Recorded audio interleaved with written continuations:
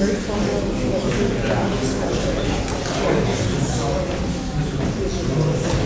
bem.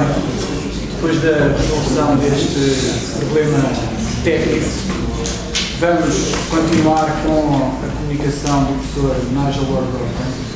Eu acho que o professor Nigel Warburton é mais que conhecido de qualquer maneira.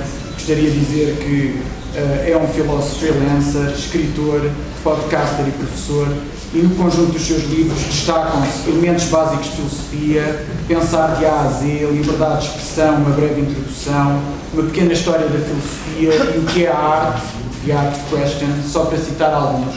Obras estas que foram já todas traduzidas para a língua portuguesa e que de certa maneira constituíram uma mais-valia para a filosofia em Portugal. Escreveu ainda uma biografia sobre o arquiteto modernista Arnold Goldfinger e editou um livro sobre o fotógrafo Bill Brandt.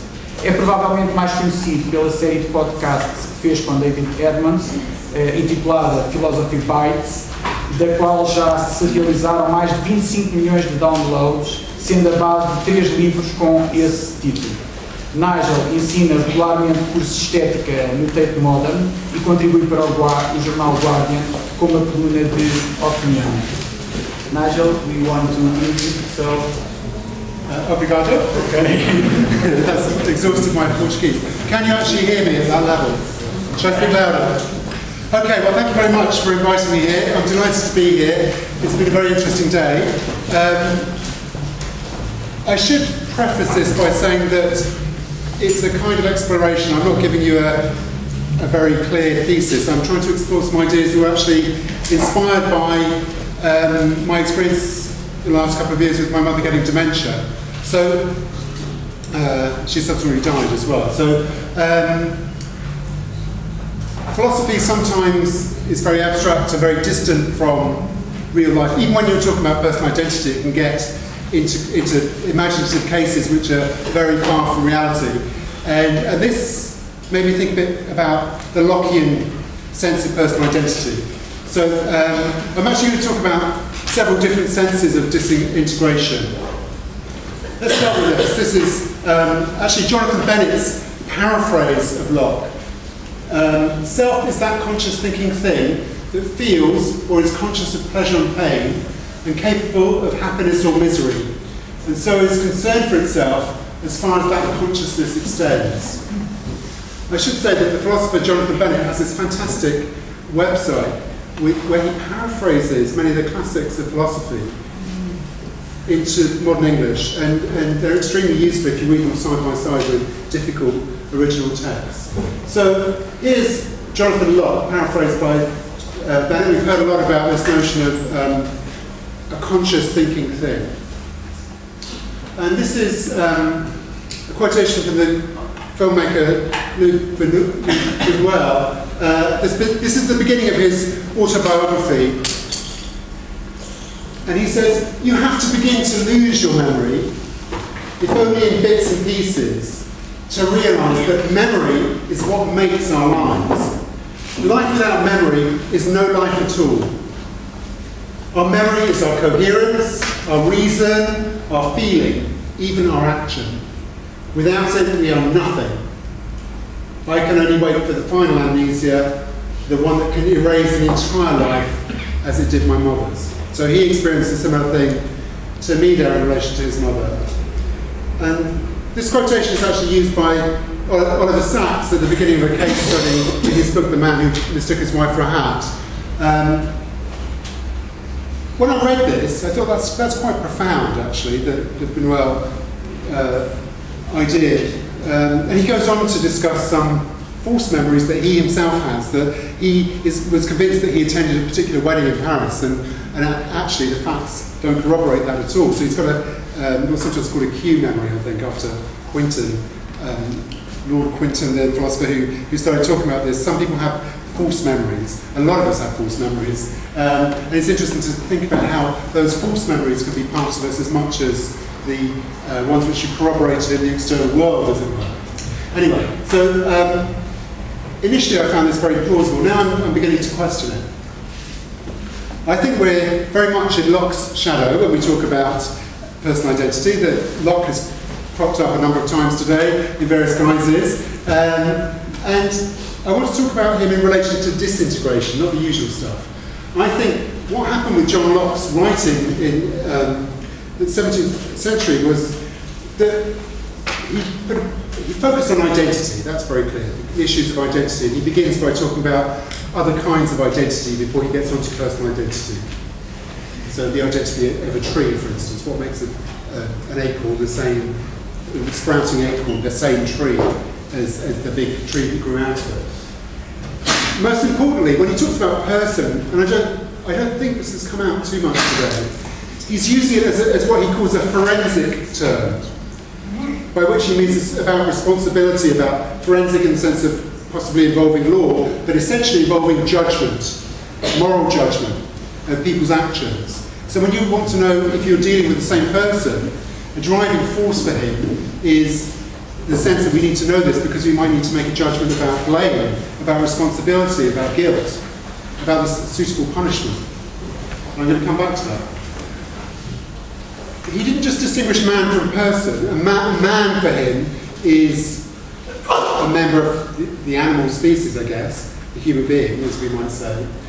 He also distinguished man from soul, which is this immaterial substance. And then, when you start to realise that, you realise that Locke was in a very different world from the world I'm in terms of the sorts of categories that he was using. Obviously, continuity of memory, at least as I understand Locke, was the main criterion of continuing personal identity. The conscious integration of memory seems to be emphasised. Certainly that's a common interpretation of Locke, that you actually integrate your memories into a coherent story about your life. And your life only extends as far as the story extends. That is, you are a person in respect of your integrated memories. And obviously, we've had a few of these. Locke used highly imaginative thought experiments and probably is guilty of triggering the array of sci-fi thought experiments that personal identity literature is littered with. Okay, so I guess what I'm trying to do now is a kind of genealogy light of Locke on personhood. What was going on for Locke was he was really motivated by what's going to happen on the Day of Judgment, like many of his contemporaries. There's a religious context for Locke's discussion of personal identity. What happens on that Day of Judgment, many people thought, was that you will be bodily resurrected. I mean, people may believe that today, but it's a much more exotic belief today. But people literally believe that, like something out of the Night of the Living Dead, that the dead will come up out of the graves and be judged accordingly. It depends what they've done in their lives. We'll see what happens to them. Some will go one way, some will go the other. Now, if you believe that, all kinds of philosophical problems arise, as many of Locke's contemporaries realised. There are all kinds of problems about identifying what it is that gets resurrected, because not everybody goes into the grave whole.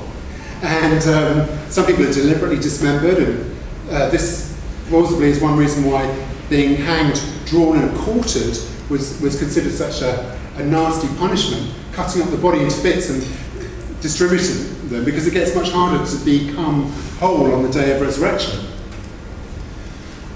This is a worse problem.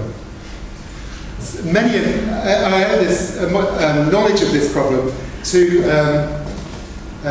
Cătălin Avramescu, who's a very interesting Romanian philosopher who wrote a book about cannibalism and its use in 17th and 18th century philosophy as a kind of thought experiment. Just think about it. You kill and eat. What happens to your body?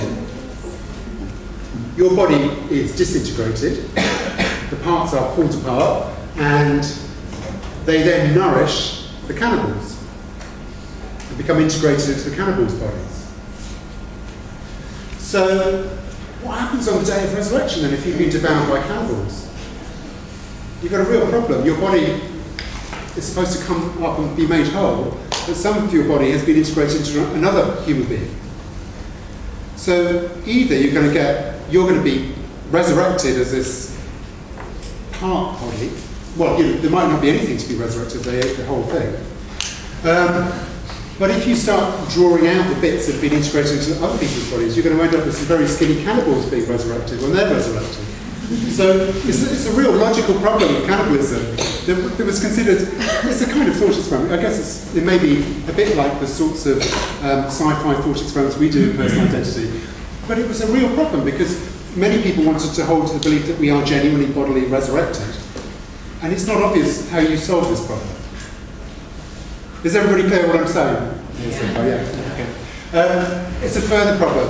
The problem of indirect, it gets much, much worse because it's the problem of indirect cannibalism. You know, the poet and novelist Thomas Hardy, the English novelist principally, but also a poet, had this line of his poems where he says, portion of this ewe, that's not a cow or a sheep, portion of this ewe, meaning a yew tree, was a man my grandsire knew. So a portion of this tree in front of him, it's grown out of the grave of his grandfather, or of somebody his grandfather knew. This was, this image was actually illustrating a newspaper story. Fence thieves cause cemetery chaos. The thieves had stolen the fence around the graveyard, and cows were grazing on the graveyard. Now, where did that grass come from? What was fertilised in the grass? Ultimately, it's of human bodies. And this was actually recognised in the 17th century as a kind of really tough problem for the bodily resurrection. This is Humphrey Hodie, who was a Greek scholar, he was a theologian and an Oxford Don. He said, though we prey not on them, as some other cannibals do, on other people that is, though we prey not on them, yet by a subtle cookery of nature, we eat them at second hand. So we all become cannibals. From the bodies of the dead springs up grass. This, when eaten by the ox, is turned into flesh. This we eat, and the flesh of the ox becomes ours. So you don't have to just be eaten by a cannibal for there to be problems. When you're buried, bits of you get integrated into grass, get eaten by cows and or ox, and then if you eat ox, or some human beings will do, those bits get re-ingested into somebody else. So what happens on the day of resurrection? What is going to be lifted up out of the ground? It's not clear at all. So it's a really serious problem. And this was the background that Locke was working with. This is, I believe, a very significant aspect of Locke's theory about the nature of persons, is his attempt to solve this puzzle. So there are different ways of solving it. Robert Boyle, Locke's contemporary, chose an easy way out, the God can do anything solution. You can worry about it. It wouldn't be a problem except that God is all powerful, so God can just do anything. So God will find a way of zapping all the bits from all these different places into the appropriate body, and then you can be resurrected whole. That's an easy way out. And I don't know how plausible it was in the 17th century, but it's not that plausible to me now. That's what's going to happen. I wonder how many people you would find who really believe that on the day of resurrection, they may believe in a day of resurrection, but are we really going to be made whole from all these different bits? And then as you went into the grave, is that before they embalmed you? Is it after they embalmed you? So Locke started thinking about this differently. Locke, he had a solution, and it's not that particular body that's being judged. So come Judgment Day, there will be this resurrection presumably, but